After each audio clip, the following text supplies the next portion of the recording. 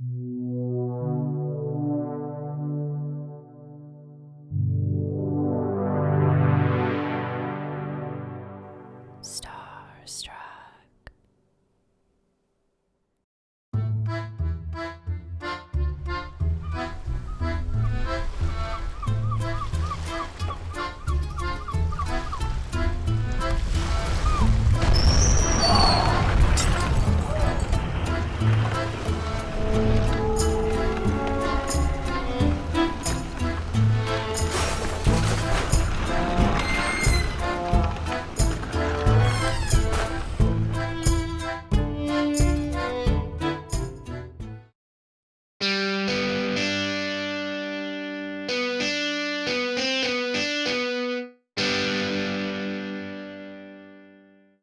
Take off my pants, put them back on. All right. I'm going to assume you're going to start talking when you start going into into the introduction here. Okay, so I'm the guest now. All right. Sure. All right. You are the guest. Welcome to being the guest.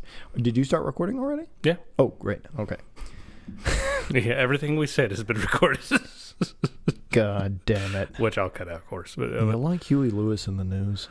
All right. Here we go. All right.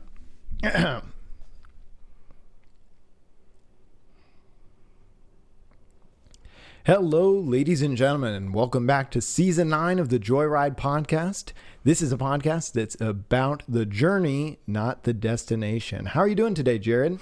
I am doing fantastic, Kyle, and I am looking phenomenally forward to this episode because I have just wanted to be the Peanuts Gallery that gets to comment on the story for years now, and I'm finally doing it. So you have given a gift to me, sir.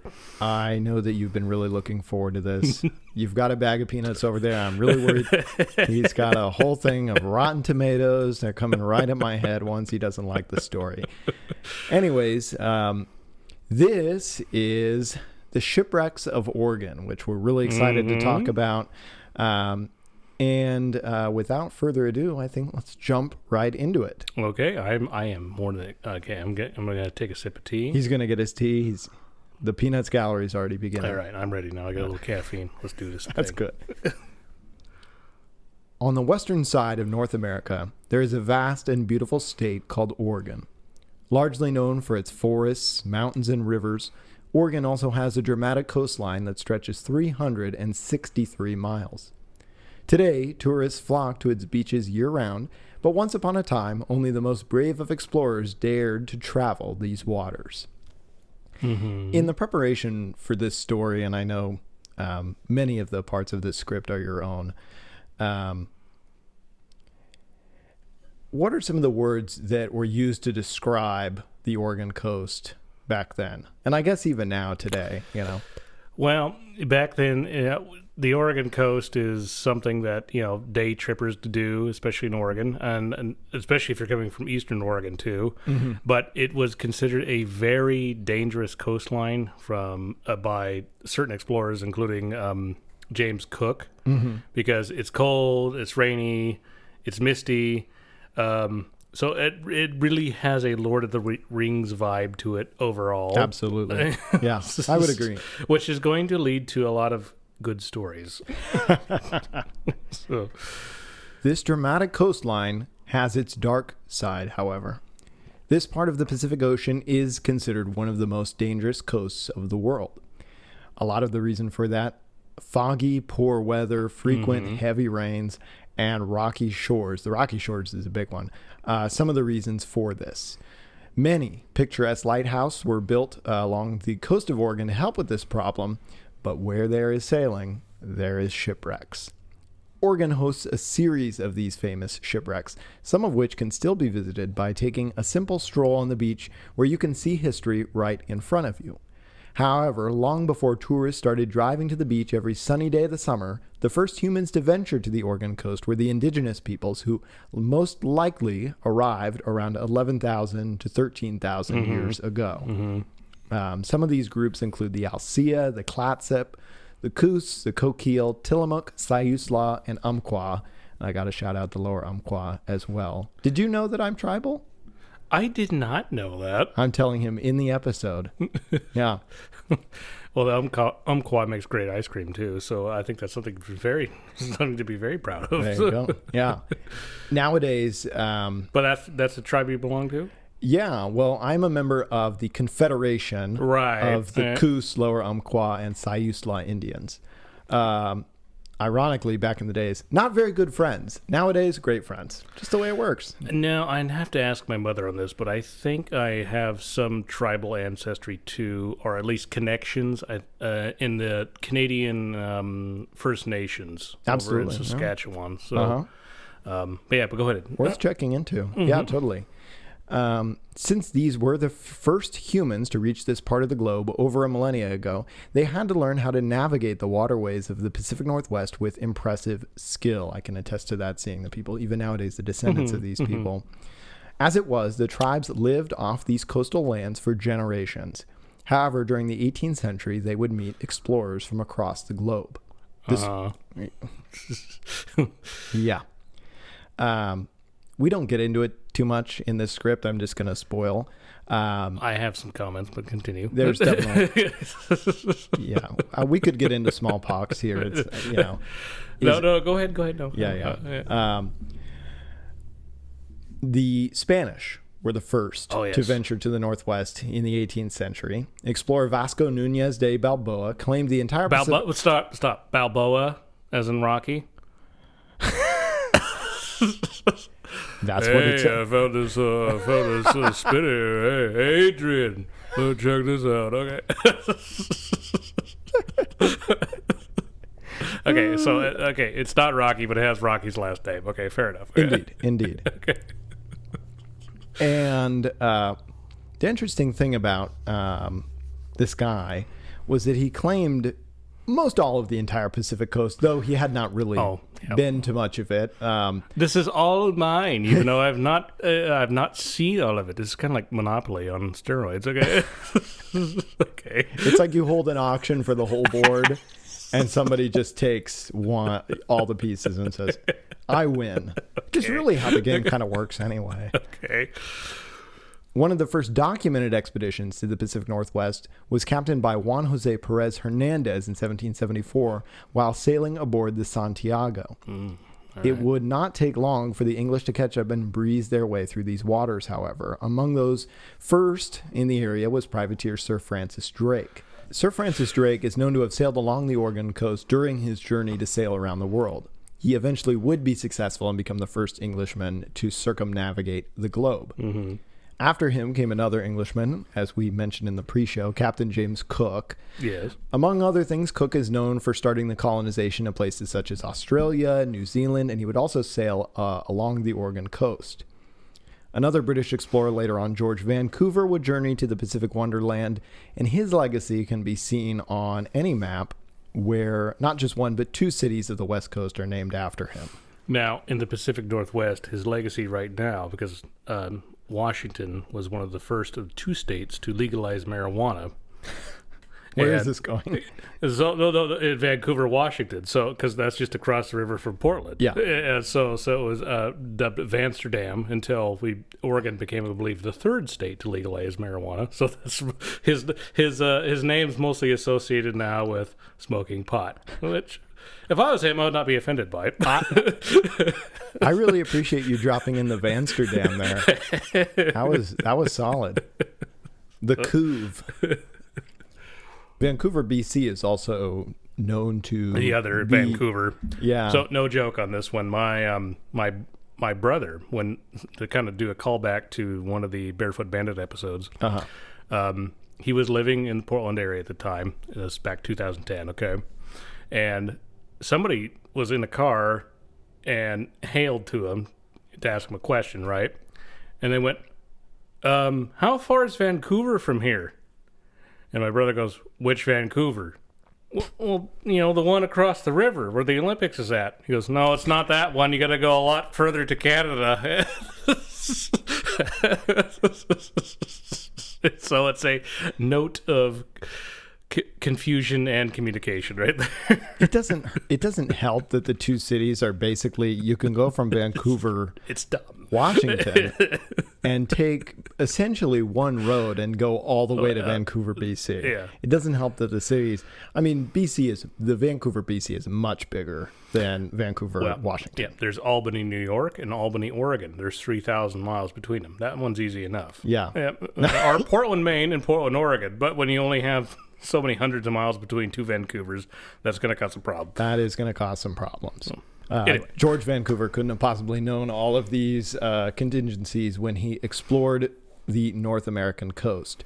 Some of his crew members would additionally lend their names to other Pacific Northwest landmarks, that being Peter Puget. Sorry. You okay? You okay? Peter Puget? Is there something you need to tell me, Jared? That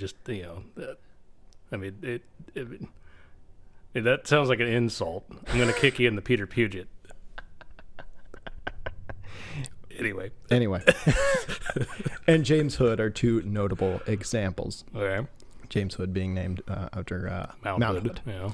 An early nautical mishap to occur in the Pacific Northwest was when American captain Robert Gray in the early 19th century attempted to enter the Columbia River. Now, the locals who had lived in the area for thousands of years, as previously mentioned in the story, advised him against his chosen route since that area was known for its troublesome sandbars. Captain Robert Gray, being a complete imbecile, ignored them. And as a result, his ship got stuck. Now, I find it funny that the white guy thinks he knows more than the people that have lived there for thousands of years. I bet the native guy came back and just like, I told the dumbass not to go through there exactly. in his own language. They're probably watching with popcorn as he did it. Exactly. But I guess, he made it. It's like a boat dock today. Keep it going. Keep it going. Stop. And you're in the water. I mean, it's gotta happen all the time, right? Oh, yeah. So later in 1846, a U.S. Navy schooner named the Shark, apparently we were aptly named, sank while attempting to cross the Columbia Bar. Now, the Columbia Bar, we're talking about the mouth of the Columbia, right? We're talking about, between Oregon and Washington lies the Columbia River. And the mouth of this river is extremely dangerous. One of the most dangerous waterways, especially at the time, in maybe the whole of the Western world.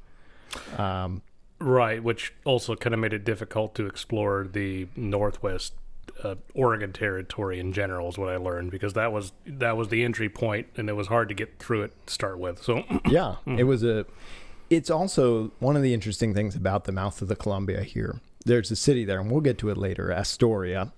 And by all measures, Astoria should be much bigger than it is. It's right at the mouth of a major river, in a port, in a state that was growing at the time.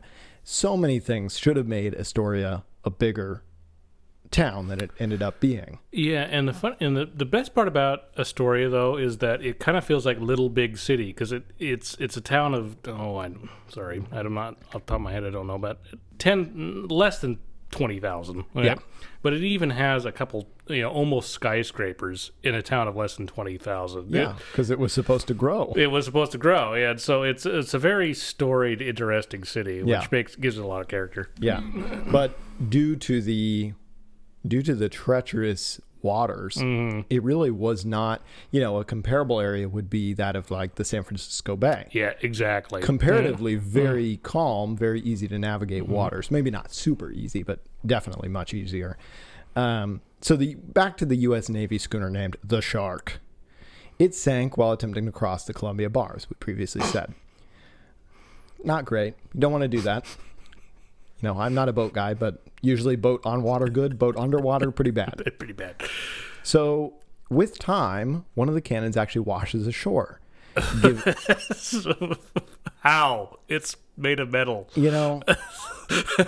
I'm not a scientist, Jared. Okay.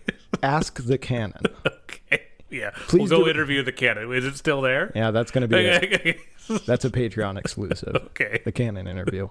It's actually washed ashore, giving Cannon Beach, tourist destination, its name. So, we can go ask the cannon. I just realized that they really just were like, what do we call this? I don't know. There's a cannon on the beach. You, sir, are a genius. I mean, they could have called it Sand Beach, too. Okay, anyway. We need to realize that as humans, we're really bad at naming sandy areas. Anything. Yeah, naming anything, but sandy area is definitely not ideal. Well, it's like they left from Plymouth and they landed in Plymouth. That was the dumbest thing in history. I didn't want to go anywhere. No one does. So the cannon from the shark is washed up in Cannon Beach, giving it its interesting name. Yep. Now, continuing on through the 19th century, other land-bound explorers reached the shores of the Oregon coast. The most famous of those expeditions is that of Meriwether Lewis and William Clark. That's a whole nother story that we that's don't an have episode on its own. That's probably a story on its own. Yeah. Yep, that's a whole other episode.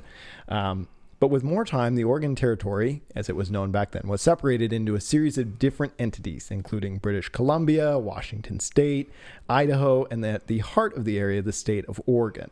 Mm-hmm. This is where some unfortunate, yet humorous shipwrecks have taken place.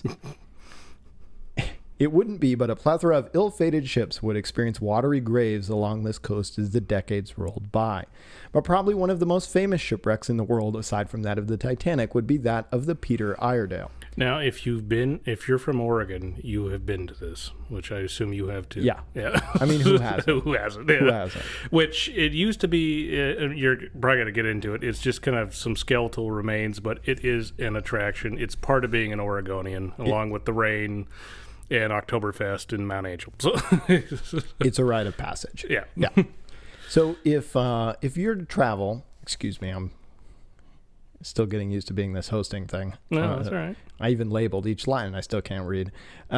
So back to the Peter Iredale. Mm-hmm. So she's a four-masted bark and was built in Maryport, England in 1890. And she's owned by the British shipping company Iredale and Porter. Oh, lovely Iredale and Porter. Lovely Iredale and Porter, yes. I'm sure their accounting department was a bunch of guys with monocles just going, oh, yes, indeed. It's like Monty Python in The Meaning of Life. That's the first part. Yeah, that's what I'm picturing right now. Indeed, Porter. You know, two guys just were at the pub one day. I'd like to start a shipping company. Indeed. What's your name? I'm Iredale. I'm Peter. Ah, indeed. Indubitably well. Yes. yes.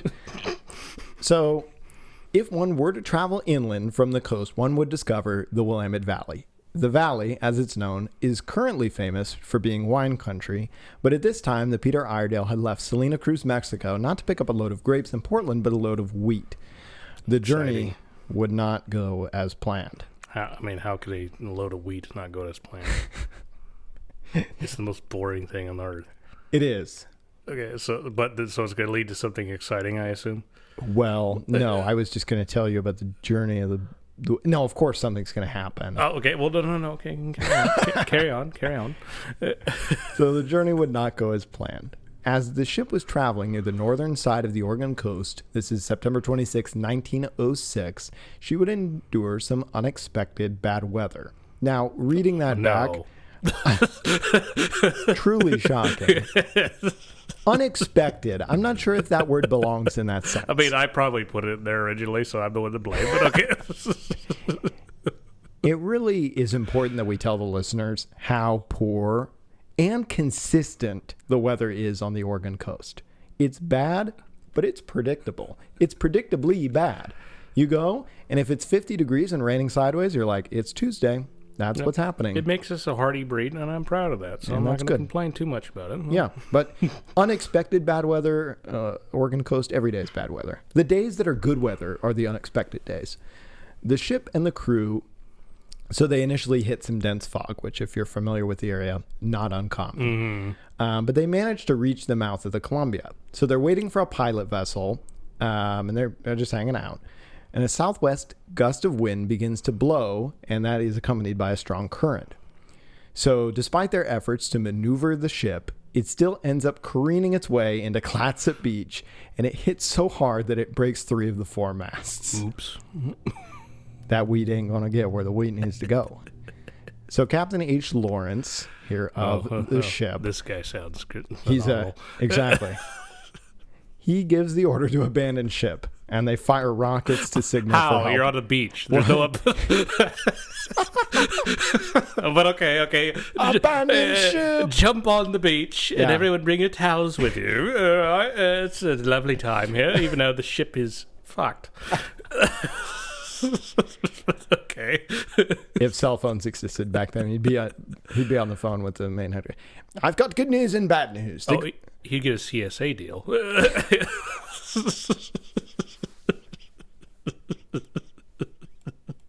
Anyway, sorry. Anyways, so they signal for help. And the life-saving station at Point Adams comes to the rescue, and they manage to save all 27 of the crew. I don't know how much... Yeah, they jumped onto the beach. I don't know how much... Congratulations. I don't know how much credit they really get for that. So there were 27 crew that were saved, along with 2 stowaways. So, hey... Those guys were probably like, what the hell? We were fine until you crashed the damn boat. So they were down there eating, I don't know. The wheat. The wheat. This boat wasn't as big as the Titanic, so they had to have been as quiet as 2 rats just scuttling down there the whole time. 2 ratsmen just eating wheat. Okay. Malnourished, scurvy, all kinds of disease down there. Yeah, that would not be great. So they're safely on the beach, and Captain Lawrence gives his ship a salute, and he says, quote, hang on, I got to do a British accent here. May God bless you, and may your bones bleach in these sands. Which it did. And it did. He was correct. He then spins around with a bottle of whiskey in his hand. I don't know where it came from. He just summoned it from his body, I'm guessing. And he says to the crew, boys, have a drink. I don't know why he was so jovial, considering he just, Well, how else are you supposed to feel? In all seriousness, I've heard if you're a captain and you lose your ship, it's basically like you've lost a wife. And so I think he's just reached that point where it's just like, I'm just going to pull a bottle out of my pocket like a cartoon character and get drunk because my life is over. And he goes, everyone else joined me. Everyone else joined me in my misery. Yeah, I think you would be correct. So a British naval court later on rules that this accident was indeed caused by the wind and current, and the captain and crew were not at fault. Okay. The funny thing is I was reading this earlier today, and I was thinking about this. The British naval court really would have only had the testimony of them. So... I've thought about this a lot, and this kind of harkens back to our Frank Abagnale story, which was only in the 1960s, let alone this. I think people just back then were more trusting. Yeah. Because you didn't have any other choice not to be. I'm just saying that this guy had a whiskey bottle in his pocket like a cartoon But that was normal character. Everyone was an alcoholic back then. That's fair. Okay. But in our terms, back You're sailing while intoxicated? Well, I use not sailing while intoxicated. Again, that's a bad form. Yeah. You should be intoxicated the entire time. I sail better while intoxicated. Quite, indeed. Okay. Yeah, so, anyways. They find to be not at fault, and this would not be the end for this ship, anyway, the Peter Iredale. Almost as soon as the ship ran aground, it had become kind of a tourist attraction, sort of a spectacle at least. And over a century has passed since this has happened. And throughout that time, the ship has been beaten by the waves and the elements of the area. But to this day, remains of the vessel still exist. Many beachcombers continue to visit the old girl where she peacefully rests. Probably somewhat happy to be out of the hands of her drunken captain. Well, that's your opinion. Okay. So we need to go down and we need to interview the Peter Iredale. And we need to interview the cannon on Cannon Beach and get firsthand testimony. First account from a woman or a ship that's named after a man and apparently a cannon that somehow floated. Called Cannon. Yeah. Okay. They saw the cannon and they pointed at it and they went, Cannon. That's what they did. I hate to tell you this, what they did. So it's 93 years later. It's 1999. Great year. Another ship would wander its way along the Oregon coast, but this one was bigger than the Peter Iredale. A lot bigger. Okay. This was the new Carissa. A 36,571 ton freighter. A lot bigger. Yeah, a lot bigger. 639 feet in length, or 195 meters if you are from the Peter Iredale part of the story, if you're in metric. Were they in metric at that time? I think they would have been, right? In Britain, no. Ooh. No. But, you know. What were they up to? Imperial. So the system we have in the U.S. is the English-based system, which they've sort of gotten rid of. I think it's really only miles in terms of like roads, and you still order pints in pubs because ordering, things in milliliters would not sound right. Yeah, I guess that makes sense. Pretty much other than us, everyone else in the world has switched to that other thing called the metric system. The metric system is messed up. Anyways, it's a whole nother. We're gonna make people mad. Our reviews just plummeted on Spotify. Anyways, so the new Carissa. She was built by the Imabari Shipbuilding Company of Japan in 1989 and registered in Manila. She was property of the Japanese shipping company Nippon Yusen Kaisha via subsidiary Green Atlas Shipping of Panama. Nice pronunciation, I'd like to point out. Oh, thank you. Mm-hmm. One thing about ships, especially modern ships, is the registered in thing. A ship can be built somewhere and then it's registered somewhere else and the crew of the ship is from somewhere else. It can be a real nightmare figuring out the jurisdiction of these things. And I'm not sure exactly what the reasoning for that is, but it sounds like some type of weird legal tax dodge thing, but I don't know. We're not accusing anybody of dodging taxes, at least right now. So whatever the nationality of this boat was, she was a long way from home when she approached the waters near Coos Bay, Oregon. Lovely place. I have family that live in Coos Bay. So you know that car I have? I bought it from a couple in Coos Bay. It has real Coos Bay vibes. I didn't know that, but thank you. Okay, tell the car that, okay? That added to the list of inanimate objects that we need to talk to. Yeah, I have family that live in and around Coos Bay. Cool. Anyways, so she was on the way to the port of Coos Bay to pick up a load of wood chips. I'm guessing from the timber industry here in Oregon would be my guess. She had a crew of 26, and she was captained by Benjamin Morgadoo. Okay? Mm-hmm. The captain and crew are all from the Philippines. Again, we're getting into that like there's international, yeah. The ship's built in Japan. It's a Filipino crew. It's just a lot of things going on here. So it's early February of 1999, and the new Carissa was advised by the bar pilot of the port of Coos Bay not to venture into the harbor due to the storm that was causing high seas and strong winds. So the captain heeds the advice and he orders the crew to drop the anchor, and they're about 1.72-ish nautical miles from the shore in order to wait for the storm. They're going to wait the storm out before they make their way into the port. This is a pretty common thing. So we're not really sure whether the crew just didn't know what was going on. Were they playing a game of drunken cards? The latter. If you'd approach Occam's razor with this, but okay. Who's to say?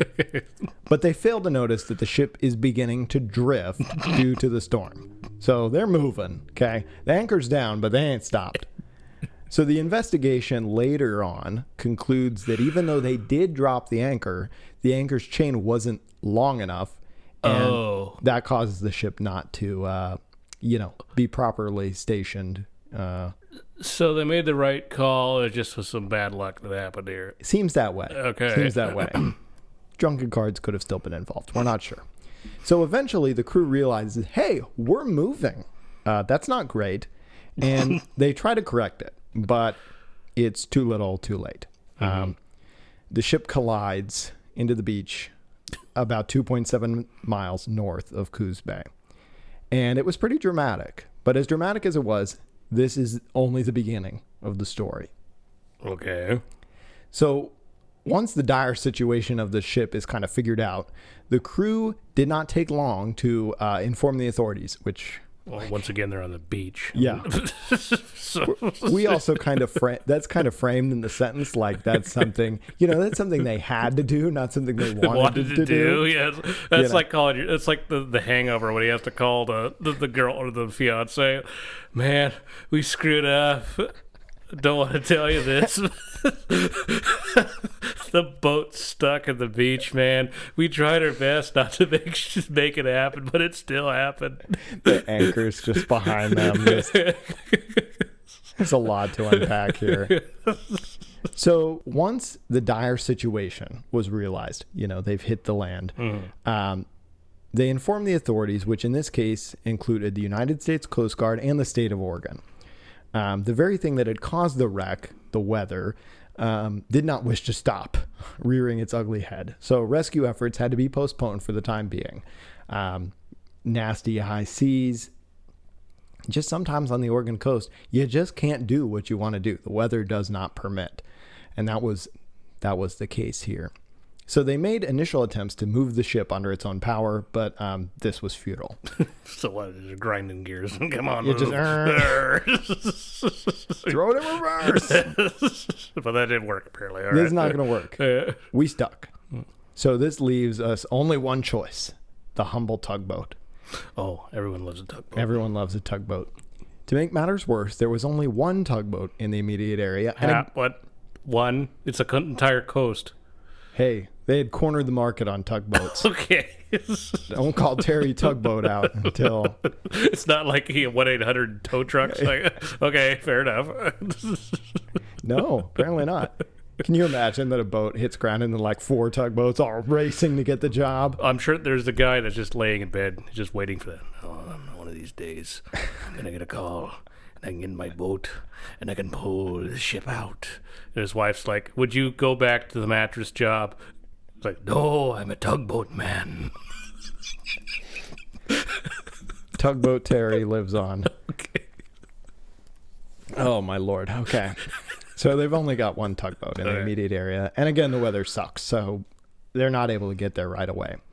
Fortunately, apparently, there is another tugboat.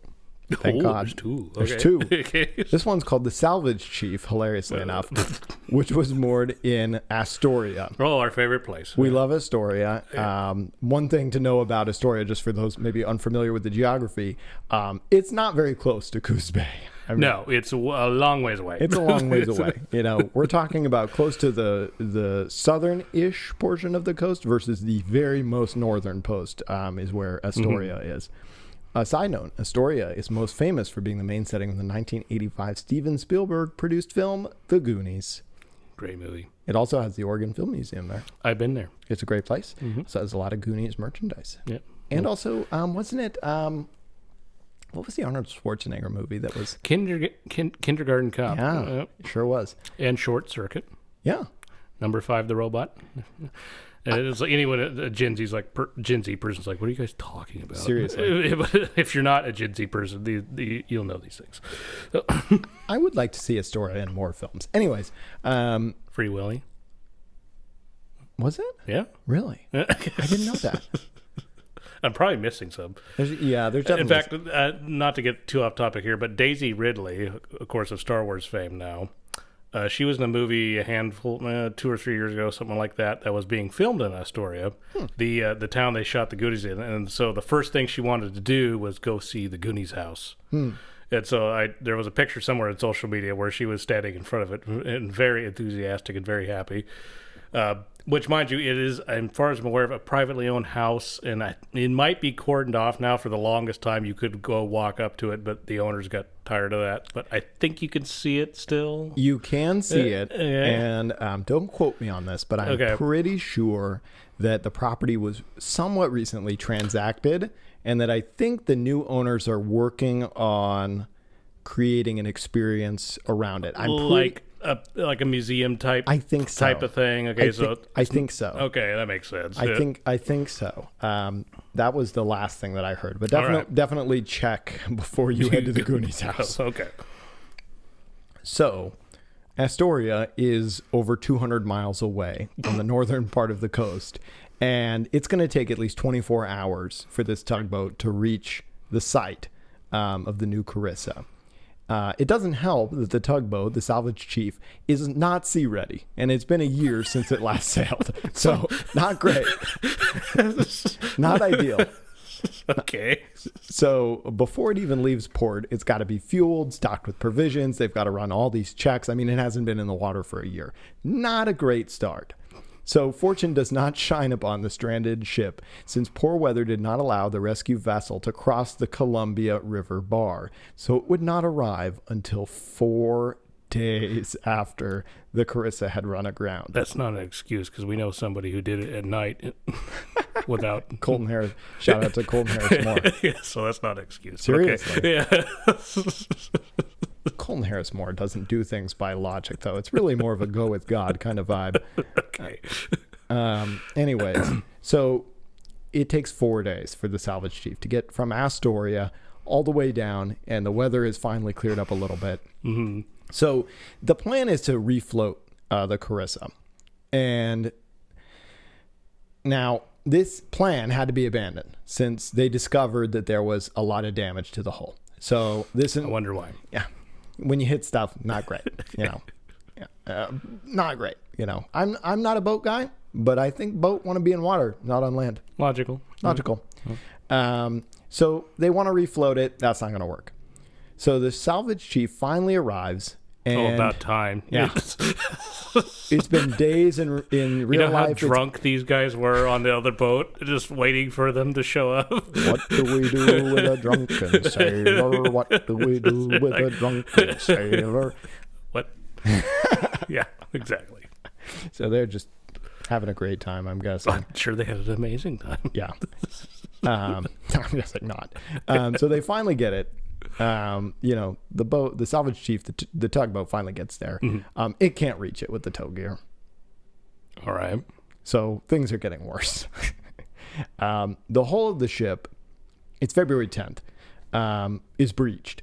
So I wonder why. Again. Okay. Boat need land. Boat not like land. Okay. So that causes the engine room to be flooded with seawater. Oh, great. And that kills the engine. Not great. So the final blow, the insurers, so, the insurance company behind this vessel and the voyage and all that, they decide that the new Carissa was a total and complete loss. So that's more than your car getting rear-ended like I've had happen. This is not a rear end. This is a this is a, over with. This is a 30-ton boat, we're just we're writing it off. It's just it ain't happening. Now the problem with that is that even though the career is over and the insurance company says whatever, it's a loss, there's still the practical problem of there's a boat on the beach. Mm-hmm. Not great. So the hull is slowly deteriorating on the coastline. All these cracks, the pressure, it's not sat correctly, and it's beginning to show evidence of leaking. And it's not just water, it's gas, the petroleum fuel. Oh, okay. So with the emergence of the leaks, the new concern was how do we stop the environmental impacts of this? Yes. Said gas. Is your boat stuck on a beach? Try Imodium. I tried Imodium and nothing happened. Okay. Ask your doctor if Imodium is right for your boat. Boat. It probably won't be, but ask. Okay. Your doctor will look at you very quizzically. So they're worried that it's leaking fuel. And so they decide they're going to burn it off instead of letting it seep into the ocean. Mm-hmm. So how did they do this, do you ask? I'm very curious. So they use napalm to start the burning. Oh, that's... Where they got the napalm, I don't know. I'm sure there's some warehouse left over from Vietnam, but okay, yeah, that's just stuff. We could just try some other things. How about we just napalm it? Okay, let's do that. The guy in the warehouse, he's going along. He's going past the Ark of the Covenant. Yeah, okay, there's some napalm. Napalm. Okay, great. Okay. Yep. So they start the burning using napalm, but only one of the diesel tanks is actually burning. So in other words, even an incendiary that was used during the Vietnam War, not enough. Not enough. So in this case, they don't need a bigger boat. They need a bigger bomb. So they bring in a U.S. Navy explosives expert. Are you kidding me? No, I'm not. No, I'm not. It's just a boat stuck on the beach. And this is... Okay. Okay. So this is not the only time that something has been stuck on the Oregon coast and they decided to blow it up. Okay, I'm aware of that. It's not transportation related, but it was more animal related. Yeah. So look that one up, people. You can look that up. Yeah. But why does Oregon have a history of just stuff that should be in the ocean is on the coast, and we're like, you know what the solution to this problem is? Explosives. I think it's in our blood because I grew up with pretty much all the male side of my family was the solution was to blow it up. It's an Oregon thing. It is what it is. It's like shrimp. It's like, bouillabaisse in Louisiana, Oregon, blow it up. So this really ultimately isn't that surprising that you say it. But anyway. We need more bombs. Okay. So they bring in a U.S. Navy explosives expert who was probably giddy at the thought of doing this. And they placed 39 charges on top of the fuel tanks. Probably the most tense time setting those on there. Like, because it's already leaking. Yeah. That's I wouldn't want that job. So napalm, plastic explosives, all kinds of shit was put on this. Okay. And they worked. They worked so well that hundreds of thousands of gallons of fuel on board burned for the next 33 hours. So the residents of that part of the Oregon coast experienced a biblical sight, in other words. Okay. If this had been like 1200, like the world's ending. Yeah. Religions would have been started based on this. Success!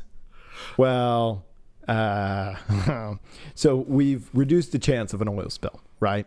That's good. But we did light the boat on fire. Mm-hmm. That was one of the things that we did do. And the intense heat from the fire caused structural damage because boat not supposed to be on fire. Not usually. Not supposed to happen. I kind of have to use baby terms for this because it kind of seems obvious.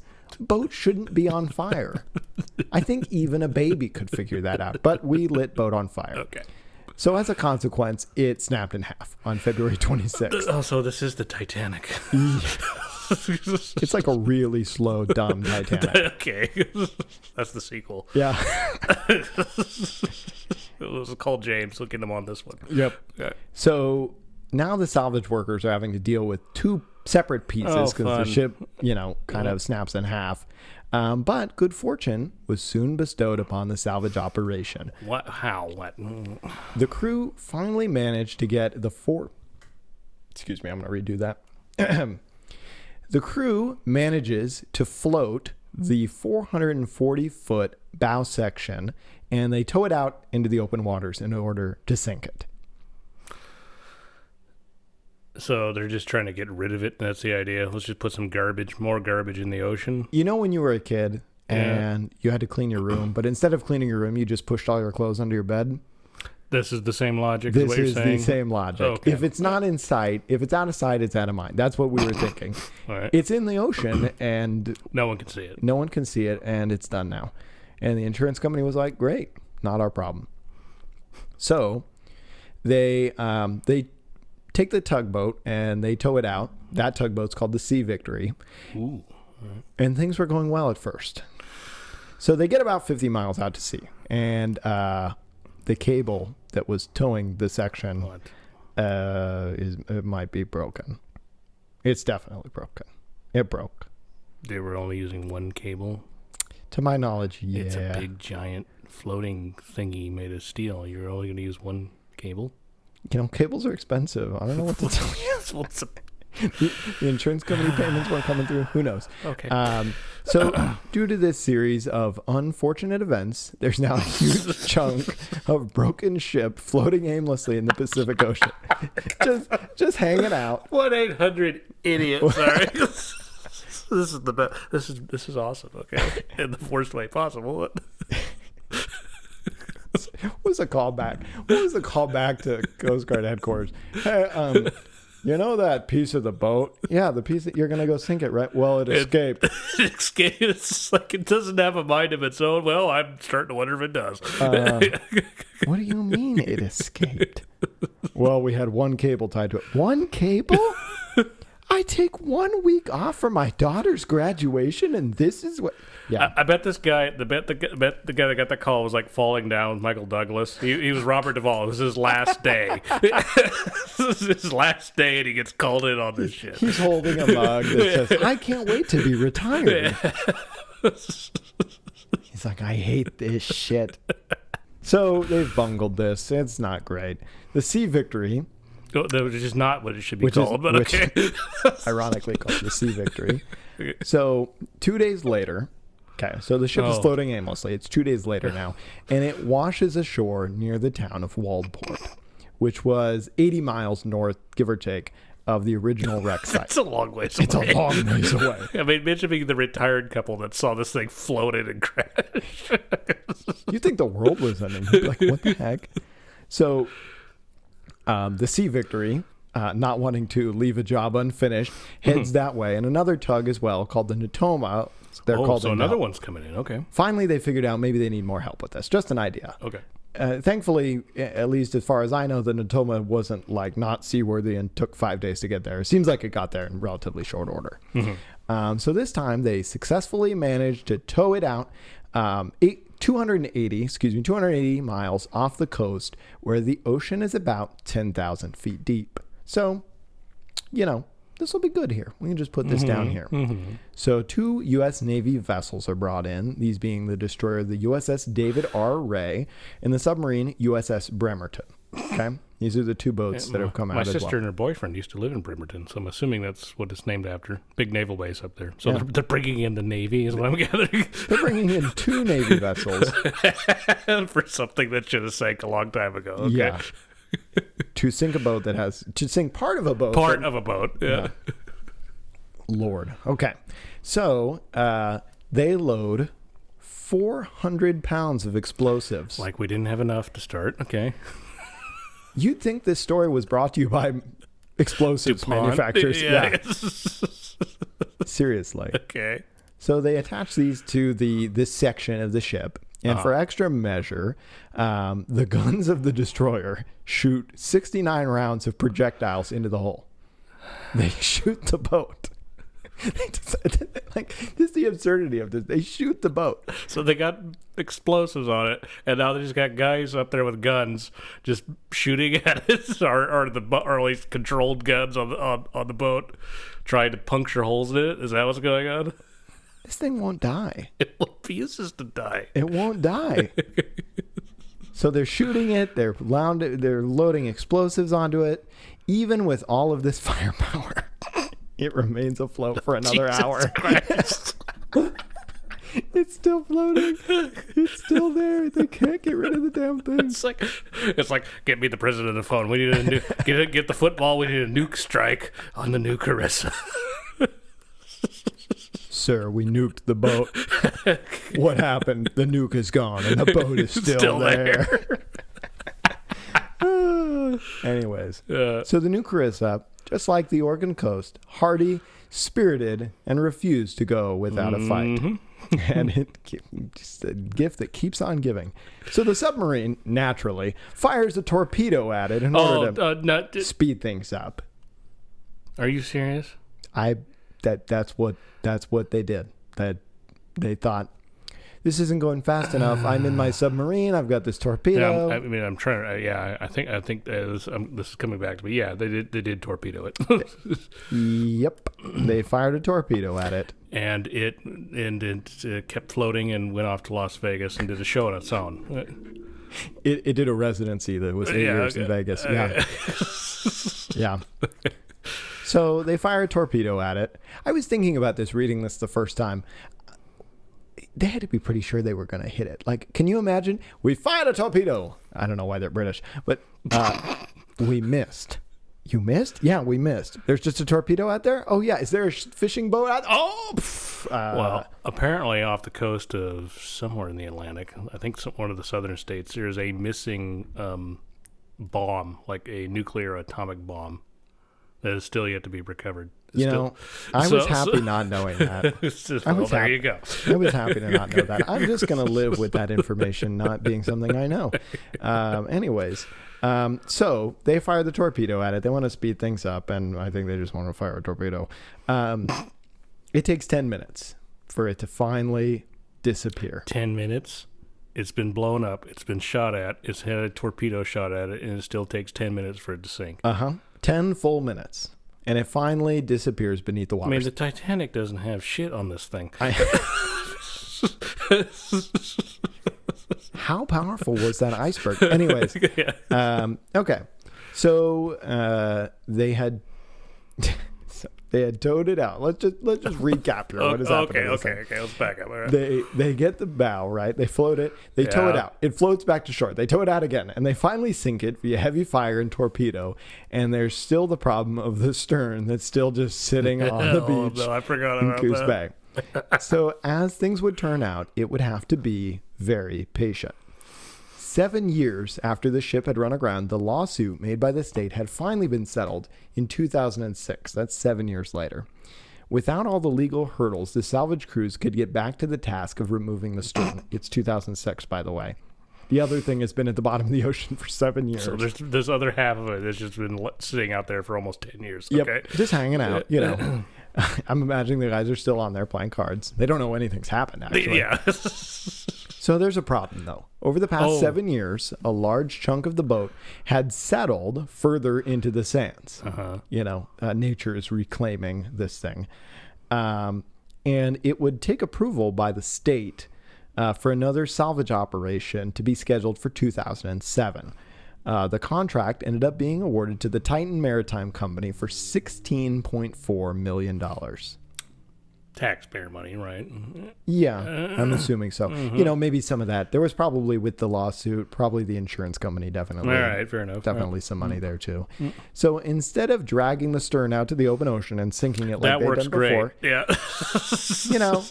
two cables. If you get two cables, it's going to be fine. Two cables. No, okay. So instead of doing that, they decided to bring in the tow barges and then cut it into pieces. So smart. Divide and conquer. Again, bad weather stalls the project, but by the spring and summer of 2008, work was able to begin. What was left of the ship was cut into two pieces that were a bit more manageable to handle. These pieces were known as the Carlissa A and the Carlissa B. They were loaded on two barges to be taken elsewhere. And by the time this was done, only a few remnants of the ship remained, some of which were submerged and not visible to the naked eye. In other words, all that was left was the ghost of her memory. So they finally conquered this damn boat. It only took almost 10 years and millions of dollars and torpedoes. I just can't believe they shot it with a torpedo. They're just like, I imagine the submarine was like, well, we're going to get our money out of this damn thing. You made a comment in one of the Bandit episodes where it was lazy writing. If this wasn't real, this sounds like lazy writing. It would have been lazy writing. It would have been like, damn, move on from this plot point already. So the new Carissa is finally gone. But what of the legacy that it's left upon the Oregon coast? Well, for starters, there was an investigation of the crew, but this one concluded that even though there were some careless actions, by 2001, 2 years after the incident, the captain and the crew were exonerated from any wrongdoing, and consequently, they returned to the Philippines. Where they went to go play more cards and drink. They had a great time. Yeah, they had been there. They had been on the ship the whole time. Yeah. Finally, we can leave. Okay. They didn't actually stay on the ship the whole time. However, as funny as it is, there are definitely some negatives. So the wreck causes one of the worst oil spills in the history of the coast. This is bad for the bird population, along with other marine animals, including seals and fish. If you know anything about the coast, we haven't touched on it much in this episode. It is a rich ecological environment for wildlife. Definitely birds, fish, all kinds of different things. Seals, sea lions. And so this was definitely very bad for those. According to Captain Mike Hall of the U.S. Coast Guard, due to the initial burning of the fuel on board, it could have been worse if they didn't do that. Okay. He said, quote, at least 82% of the oil on board the new Carissa never reached the wildlife or the pristine shoreline of the Oregon coast, end quote. So they they reduced the harm by about 80%. Yeah, so a fair amount. So even though it was maybe the whole operation was a bit heavy-handed, it sounds like they kind of sort of approached it with some good insights here and there. Yeah, I mean, certainly it wasn't this was a challenging task. I think that's something that we got to kind of think about, that it goes back to the boat not supposed to be on land thing. This was not something that was really easy to take care of. I would say they thought this a little bit more through than the whale, which we won't cover because unfortunately it's not transport related. But look up whale Oregon coast explosion. It's worth it. There's some great video, and I don't know what the hell they were doing. Weed wasn't even legal. You really got to wonder what was going on. Well, no, that didn't stop them from doing it. That's fair. How naive I am. So they burn up 82% of the oil, and aside from the environmental issues, there has been debate about whether they should have taken it away at all. Many local residents, a fair amount of them business owners, felt that the wreck should not have been removed, since it would have become a major tourist attraction for the area. The authorities have defended their decision based upon the concerns of injuries and lawsuits from the more adventurous beachcombers. Also, why would they do that? I don't know. That seemed kind of weird to me. I don't think they would have just left it there. That's like an 1800s thing. It's like, the boat's there. All right. Maybe they knew something we didn't. They were just like, well, we just leave it there. This is my 2 cents on this. Because I remember as a little kid when this started happening, and it was, I remember, what was it, 99 when it first hit? So I was like 7 or 8. Yeah. And I remember the grown-ups talking about it. And until I started doing some research on this, I didn't realize that this went all the way up to like 2008 or it was. Yeah. I didn't know it went that long because I was in high school by that point. I see what they're saying about the possible lawsuit thing, but I think, honestly, they should have just left it there. Interesting. And I think, because the Peter Iredale, which is just some clunk with some, pieces of metal, that gets people there. Imagine half of a ship being there still. Yeah, that is true. I remember, and after the after the earthquake in Japan, we had that part of that boat dock from Japan that floated onto our shores. Yeah. Everyone went to go see that. It's a piece of concrete. So I think it would have been a big tourist attraction if they would have planned it right. But yeah, I don't know. That's just my thinking. The moral of the story might be that Oregonians are easily entertained. Yes, we are. Yeah. True, and a big part of why they might have done it. So they defend their decision. Mm-hmm. Okay, sure. I think it's defensible either way. So with all of this in mind, I think this leads us to a final question, which is, why are we fascinated by shipwrecks? Perhaps it's the dramatic end to the ship's life. Perhaps it's our fascination with the fabled nature of ruins, other archaeological sites. Maybe it's just a curiosity of something that's far from the usual. After all, it is the strange and unusual that tends to interest us most at the end of the day. Whatever the case, shipwreck stories from Oregon, such as the Peter Iredale and the New Carissa, will continue to intrigue curious minds and haunt the memories of tugboat owners everywhere. That guy, he's laying in bed, right? He's like, my life has never been the same since the New Carissa. I told you to go back to the mattress store. Oh, it's not the same. I can't tugboat mattresses. I'm waiting for the day. He walks around with a peg leg, but it's just his leg folded up, and he's got a perfectly That's working... not your actual peg leg. Oh, I'm a boatman. I'm a tugboat man. She's just like, I get a house. I think you have a pilot to write after we're done with this. The legend of the Astoria tugboat man.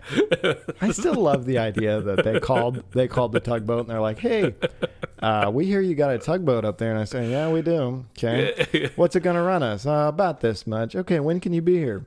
The guy looks over and it's just sitting on the land and he's like, I think about 4 days. Yeah. They're like, that's a long time. He's like, you want the tugboat or not?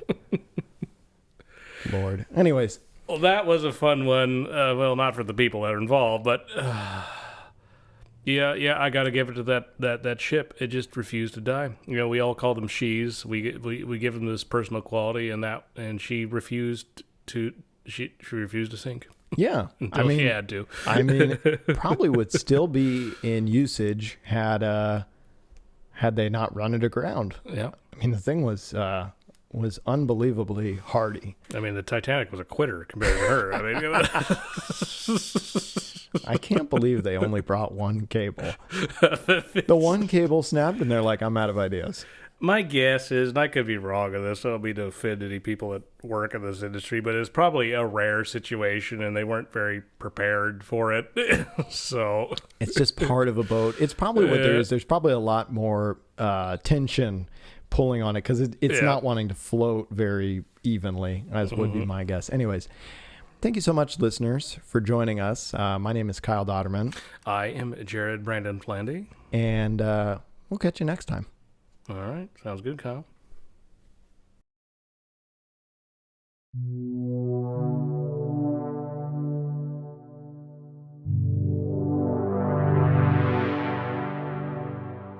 Stop.